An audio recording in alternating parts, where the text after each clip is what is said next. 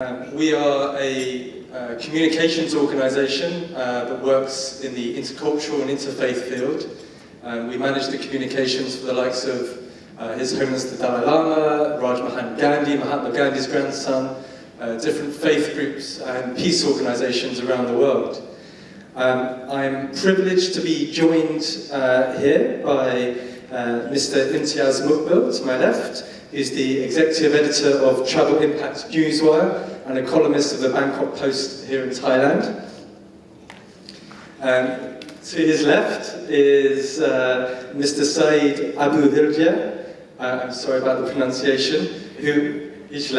Thank you. He is a lecturer at the An Naja National University. He is also many more things, including a poet, and I hope that we'll hear some of that later. No pressure. Disappeared to his left, we have Ms. Swati Sahi, who's the head and editorial and emerging media of One World South Asia and India. And last but not least, we have Mr. Peter Grester, who's a freelance journalist working for the BBC in Kenya.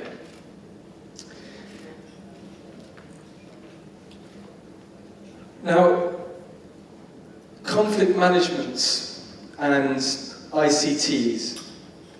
One of the areas that Global Tolerance has worked with, we worked with Imam Muhammad Ashafa and Pastor James Wuya, who come from Kaduna in northern Nigeria. They led pitched battles against each other. Kaduna is a traditional hotbed of Christian-Muslim conflict. And they wanted to kill each other. Imam Ashafa's militia chopped Pastor James Wuya's hand off in conflict. Pastor James's militia killed Imam Ashafa's brother and spiritual leader.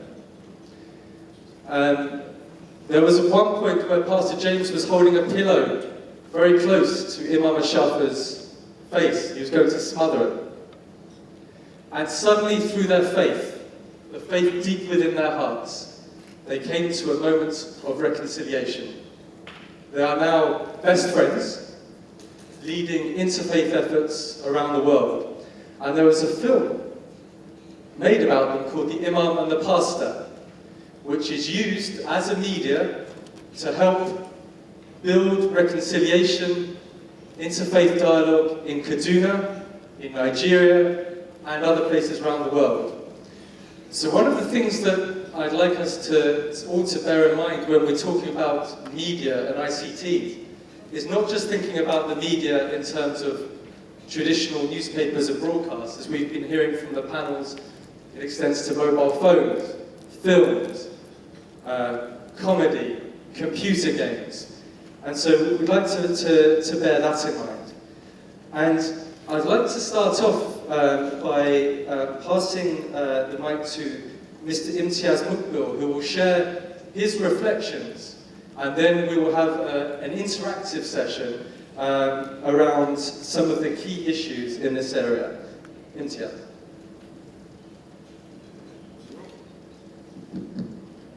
Thank you very much indeed, Simon. Good morning, ladies and gentlemen. Sawadee Kap, Shalom, Sat Sri Akal, Namaskar, and Assalamu alaikum wa rahmatullahi wa barakatuh.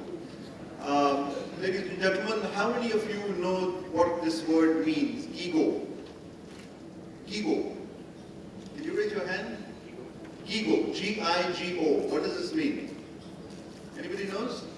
Well, it's a very fundamental premise of ICT, which basically originated in the days when ICT was being started.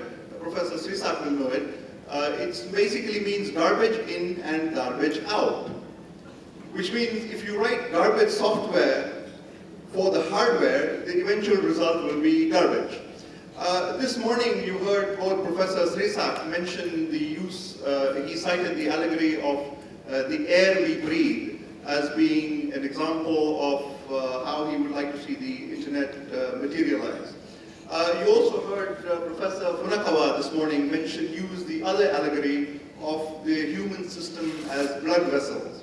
Well, garbage in and garbage out applies to that. If what goes into your blood and what is in the air is garbage, the eventual result on the human body is going to be garbage.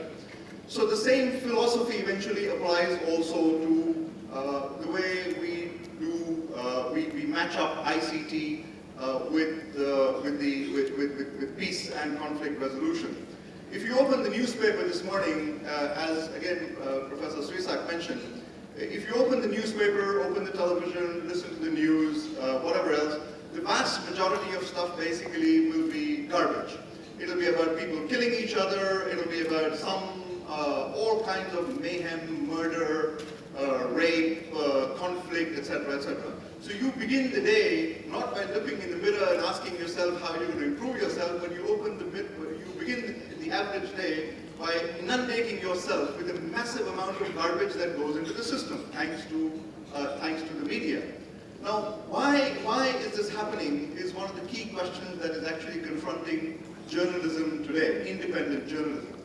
Now, it has been said that this morning that the average age of people in this room is about 30. To the people with an average age of 30, the word Watergate doesn't mean anything.